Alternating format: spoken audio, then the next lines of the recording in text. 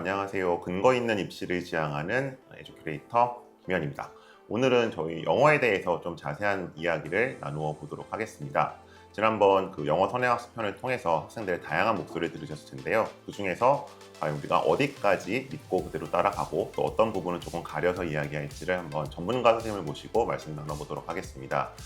오늘은 이쪽 대치동 쪽에서 특목고, 전사고, 그다음에 일반고 굉장히 다양한 내신과 수능 강의를 해오신 선생님을 모시고 한번 여러 가지 궁금증을 풀어보겠습니다. 네, 선생님 간단히 자기소개 부탁드리겠습니다. 네, 안녕하세요. 영어 강사 임재상입니다. 서울대 영문과를 졸업을 했고 말씀해 주신 대로 전사고, 자사고, 일반고, 수능, 예체능까지 통합적으로 아울렀던 그런 수업을 하고 있고요. 그래서 오늘 제가 알고 있는 경험을 토대로 솔직하게 제 의견을 한번 말씀드리도록 하겠습니다.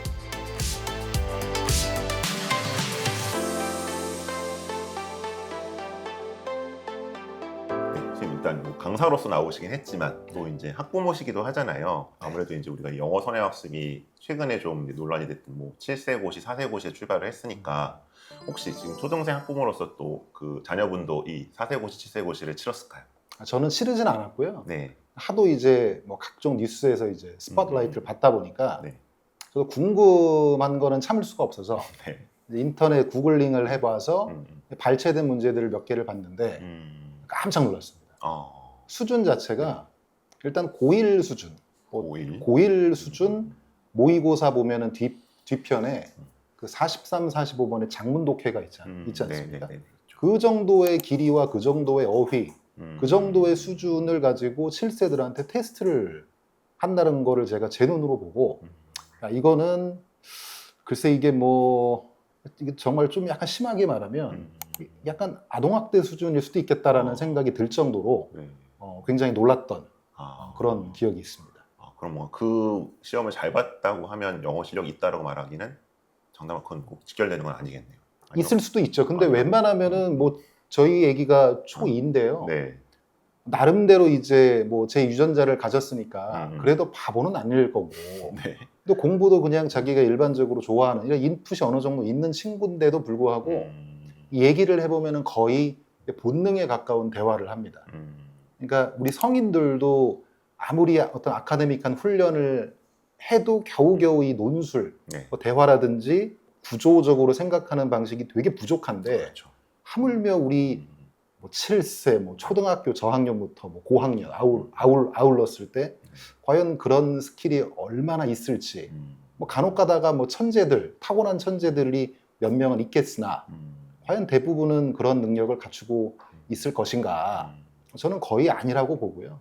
본능적인 사고와 본능적인 행동을 위주로 하는 친구들한테 그런 아카데믹하게 구조화된 글을 익혔을 때 이거를 맞춘 애들도 있겠으나 그걸 맞췄을 때 과연 그 애가 정말 논리적인 사고를 통해서 풀었을지도 일단 의심이 되고 아마 거의 대부분은 풀지 못했을 거다. 큰 사실 말씀대로 큰 의미가 없다. 저는 그렇게 생각을 합니다. 근데 어쨌든 저희가 선행학습을 학생들이 보통 제일 먼저 만나는 게 영어 유치원부터 시작이 되고 저희 조사 결과를 봐도 이제 거의 절반 이상이 영어 유치원 경험들이 있더라고요. 그러면 선생님 보시기에도 이게 정말 영어 실력하고 좀 연결이 되는 걸까요? 영어 실력을 저는 두 가지로 쪼갤 수 있을 것 같아요. 하나는 이제 본능적인 말하기, 본능적인 듣기. 그러니까 이제 논리적인 사고가 철저하게 배제된 정말 직관적이고 본능적인 면에서는 효과가 있다고 봐요. 그거는 아기가 아니더라도, 그러니까 아기는 이제 더욱 뇌가 말랑말랑하겠죠. 우리 성인들만 하더라도 무슨 단기 유학을 간다든지 그건 분명히 효과가 있거든요. 근데 그게 아카데믹한 이 언어적 구조화가 아니라 그냥 본능적인 생존을 위한 말하기, 생존을 위한 듣기 이런 면에서는 성인들조차도 효과가 있기 때문에 아기들은 당연히 어른들보다 효과가 더 좋은 건 맞는 것 같아요. 근데 제가 아까 두 가지가 있다고 말씀드렸잖아요. 이 본능적인 부분에서는 분명히 효과가 있다. 없을 수가 없어요. 근데 이걸 아카데믹한 차원에서 효과가 있냐라고 물어보시면 저는 이거는 아닌 것 같다. 그러니까 일단 우리가 그 영어를 이 모국어로 쓰는 그런 나라가 아니잖아요. 그렇죠. 그러다 보니까 이게 그 어느 정도의 본능적인 연습 이런 것들은 충족이 되나 그리고 아카데믹한 것 쪽으로 확장을 시키려면은 우리말이 잘 돼야 돼요. 우리말이 잘 돼서 네. 우리말로 논리 구조를 쓸 줄도 알아야 되고 머릿속으로 구상을 해야만이 이게 아카데믹하게 글도 읽을 수 있고 말도 할 수 있고 글도 쓸 수 있고 이게 되는데 이 우리나라 말이 정확하게 구사되지 않는 상황에서의 그런 인풋들은 사실상 본능에 가깝다. 저는 그렇게 봅니다. 그리고 학생들 이제 쭉 선행학습 발버둥 과정을 보니까 특히 이제 주로 이과 학생들 같은 경우에 예. 중학교 때 영어 공부가 잠깐 좀 쉬어가거나 줄이는, 왜냐하면 이제 뭐 수학이나 과학이 부담이 그렇죠. 되니까 그런 경우들이 좀 보이던데 네. 선생님도 이런 걸 좀 현장에 느끼셨나요? 느낍니다. 아, 사실 의대 공부를 잘하든 못하든 네. 어쨌든 목표가 의대로 수렴하는 이 상황에서 의대 가야죠. 그 말씀대로 중학교 때는 이제 수학과학에 치중하고 영어에 대한 학습, 영어든 언어든, 그러니까 랭귀지에 대한 손을 놓다 보니까 그 본능적인 훈련, 본능적인 어떤 스킬도 떨어질 뿐더러 네. 이제 이 논리 구조의 스킬 자체도 떨어지니까 그러니까 이 공백 기간이 생기다 보니까 사실 고1 고등학교로 넘어가면은 이제 본능에서 머물면 안 되거든요. 이 본능적인 이 언어 스킬에서 아카데믹한 스킬로 넘어가줘야 되는 게 딱 고1 타이밍인데 네. 이 공백이 생겨버리니까 이제 실력 차이가 확 누군가는 열심히 그 아무리 수학과학만 뭐 중요하다고 할지라도 분명히 그 과정에서는 그 훈련, 이 언어적인 구조 훈련을 했던 아이들이 있을 거란 말이죠. 네. 이 아이들과의 차이는 분명히 크다고 봅니다. 영어 공부도 뭔가 놓지 않고 끊임없이 해야 된다. 그럼요. 그러니까 영어 공부라는 게 글쎄요, 뭐 직관적인 막 뭐 뉴스 듣고 막 뭐 이런 것도 좋지만 네. 이런 것들을 할 시간이 없다면 그냥 하루에 이제 중학생이니까 중학생들은 고1 컨텐츠를 건드려도 되거든요. 네. 그래서 그 고1 컨텐츠의 긴 장문부터 너무 짧은 거 말고 긴 장문부터 중문 이 두 가지를 논리 구조 짜는 훈련만 하루에 하나 정도의 아티클만 읽어도 그 감이 떨어지지가 않습니다. 네. 그 정도만 해주면 참 좋을 텐데 아, 보통 이제 생각이 이거를 그 아티클 하나라도 분석할 시간에 뭐 수학 문제를 몇 개 더 풀면 수학 문제가 막 기하급수적으로 내 실력이 늘 줄 아는 착각 때문에 사실 기회비용이 더 크다고 봅니다, 저는. 그리고 이제 제가 학생들 답변 중에 조금 기억에 남는 게 토플을 했다는 친구들이 아직도 네. 꽤 있어요. 네, 지금 네. 대학교 간 친구들이긴 그렇죠. 하지만 근데 이제 이게 제가 입시적으로 보면은 사실은 대부분 이제 영어 특기자 전형들이 많이 없어지면서 네. 토플은 이제 조금 지나가지 않았나 싶었는데 아직도 하는 친구들이 있고 학원도 네, 있더라고요. 토플이 유용한가요? 저는 좋다고 봅니다. 토플의 그 장문 독해가 네, 그러니까 수능의 장문 독해와 굉장히 유사하고요. 그리고 이제 수능의 그 소위 이제 고난도라고 하는 빈칸 순서 삽입 무관한 네. 문장 요거는 굉장히 논리적으로 치밀하게 하지만 치밀하지만 굉장히 컴팩트하게 짜 있는 거기 때문에 네. 이거를 논리적인 논리 구조 짜는 훈련 없이 대처를 하는 게 굉장히 어려워요. 그래서 논리 구조를 사실 큰 것부터 사실 짧은 글이 읽기가 더 어렵거든요. 그래서 긴 글이지만 호흡이 길지만 이게 논리 구조가 치밀하게 짜인 컨텐츠는 토플만한 걸 찾기가 굉장히 힘든 것 같아요. 어휘도 되게 이쁘고 막 쓸데없이 어려운 뭐 GMAT 같은 뭐 가끔씩 GMAT이든지 뭐 GR이라든지 그 말도 안 되는 어휘를 가지고 공부하는 굳이 그럴 필요는 없다. 근데 토플 정도는 제가 봤을 때는 괜찮은 것 같아요. 토플에서 그럼 4가지 중에 그 특히 독해 파트, 네, 독해 파트. 파트가 유용할 수 있다. 그럼 이제 학생들이 또 하나 얘기하는 거는 수능 준비를 위해서는 네. 소위 말하는 한국식 영어, 네. 이건 문법을 얘기하는 것 같아요. 이거를 좀 따로 더 해야 된다. 이런 얘기들도 하던데 그것도 맞는 말일까요? 따로 해야 된다. 저는 동의하지 않습니다. 저는 어차피 뭐 수업을 뭐 한 번 가서 3시간 듣는다고 치면 어차피 그 거의 대부분의 수업의 구성은 독해로 이루어질 거예요. 왜냐면은 수능 문제의 거의 대부분은 독해로 구성되어 있기 때문에 문법이 하나 나오거든요. 근데 그 문법 그 하나 나오는 것도 유형이 세 가지 유형에서 벗어나지가 않습니다. 하나는 이제 주어 서술어, 주술일치라 그러죠. 두 번째는 능동수동, 세 번째는 부사보어. 이 세 가지에서 거의 벗어나지가 않아요. 그러니까 사실 뭐 옛날 약간 좀 그 서윗한 냄새가 나지만 성문 영어라고 혹시 아십니까? 오형식 나오는. 네, 뭐 그런 네. 거. 뭐 성문 영어에 SV 쓸데없는 나오고. 예, 네. 그런 문법을 공부하라는 게 아니라 아. 딱 제가 말씀드린 세 가지. 주술, 능동수동, 부사보호. 이 세 가지를 찾는 거는 사실 아주 기본적인 거거든요. 그러니까 우리가 문장, 이 센텐스를 분석할 때 아주 기초적인 거기 때문에 그 정도만 하면 수능 문제 문법을 푸는 데는 큰 지장이 없다. 근데 만약에 이제 내신으로 확장시킨다면은 네. 조금 더 그거보다는 심화 있는 문법을 공부하는 게 도움이 분명히 될 겁니다만 어차피 그 부분은 학교 교사들이 포인트를 짚어주거든요. 네. 그러니까 말도 안 되는 것까지 확장시킬 필요는 없지만 딱 그 정도에서 제가 말씀드린 세 가지에서 플러스 알파 정도, 뭐 분사구문 정도까지 그 정도만 추가하면은 사실 내신이건 수능이건 문법 문제 때문에 네. 틀리는 경우는 많이 없을 것 같다라는 게 개인적인 생각입니다. 그럼 어쨌든 저희가 선행을 이제 결국 언제 어디까지 하느냐가 이제 기본적으로 관심사잖아요. 부모들 예. 입장에서는. 그래서 이제 많이 나오는 얘기가 영어는 중3 때 그 고3들, 고3 수능 1등급 정도가 나올 만큼 하면 된다. 네, 이게 약간 수렴되는 것 같아요. 그렇죠. 어때? 이거는 동의하시나요? 말도 안 되죠. 말도 안 되나요? 그러니까 엄마들이 네, 그러니까 모르겠어요. 요즘에는 아버지들도 관여를 좀 하시던데 네. 그 본인이 생각하시던 본인 시대의 그 수능 1등급과 요즘 수능 1등급, 영어 1등급은 다릅니다. 그러니까 절대평가라 그래서 딱 90만 넘으면 네. 사실 되는 문제인데도 불구하고 네. 대신에 이제 난이도를 높여서 아, 그 옛날에 상대평가의 그 기준을 변별의 기준을 네. 이 절대평가에서도 활용하고자 하는 그것들이 있기 때문에 네. 많이 어렵습니다. 아, 그래서 빈칸 추론이라고 할지라도 네. 아까 말씀드린 차라리 긴 글이면 네. 논리 구조를 뜯어서 논지를 잡기가 굉장히 쉬워요.